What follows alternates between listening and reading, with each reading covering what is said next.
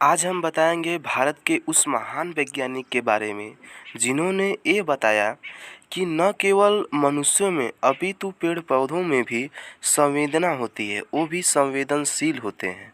जी, वह महान वैज्ञानिक जगदीश चंद्र बसु थे। जगदीश चंद्र बसु का जन्म स्वतंत्र भारत में बंगाल में मैमनसिंह नामक स्थान पर हुआ था। उनकी शिक्षा दीक्षा कोलकाता और लंदन में हुई। कैम्ब्रिज से उपाधि लेने के बाद वे कोलकाता में प्रेसिडेंसी कॉलेज में भौतिकी के प्राध्यापक हुए।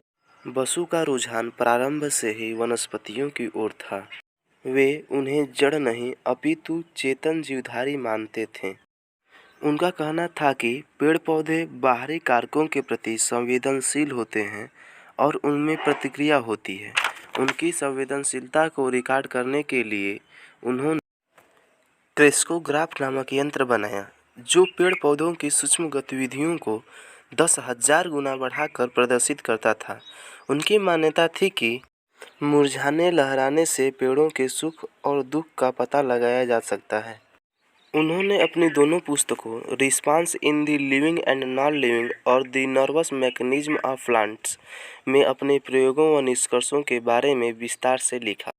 चूँकि तब विदेशियों विशेषतः अंग्रेजों के समक्ष अपनी खोजों को बताना और उनकी मान्यता पाना जरूरी था, अतः बसु को बार बार विलायत जाना पड़ा। किंतु सर ऑलिवर लॉज और लॉर्ड केल्विन के आत्मीय आग्रह पर भी बसु लंदन में बसे नहीं और आते जाते रहे। 10 मई 1901 को रॉयल सोसाइटी लंदन में वैज्ञानिकों से खचाखच भरे हाल में उन्होंने एक पौधे की जड़ को बोतल में भरे ब्रोमाइड में डुबो दिया और पौधे का संबंध अपने आविष्कृत उस यंत्र से कर दिया जो पर्दे पर प्रकाश बिंदुओं से पौधे की गति प्रदर्शित करता था।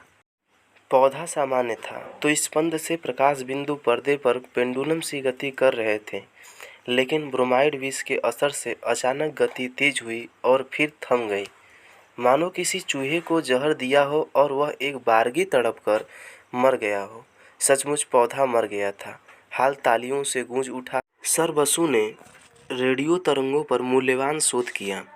रेडियो तरंगों का पता करने के लिए उन्होंने कोहेरर नामक यंत्र बनाया। संचित पूंजी से उन्होंने कोलकाता में बोस इंस्टीट्यूट की स्थापना की। गिरिडीह में 79 वर्ष की उम्र में उनके देहांत के बाद आइंस्टीन ने कहा कि बोस की प्रतिमा योनो के प्रांगण में स्थापित होनी चाहिए।